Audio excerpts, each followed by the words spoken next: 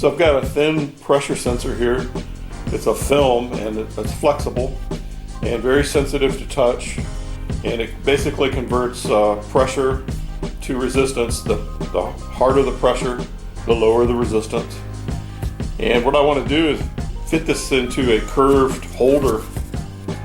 I need to figure out how to design this so that it's basically a 45 millimeter square pad, and I want to fit it into a 30, I think I'm going to go with a 30 millimeter diameter curve.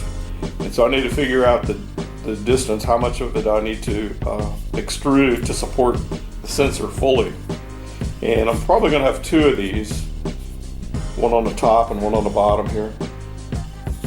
And this here will be the strain relief for the cable support. And there'll be another one here under it.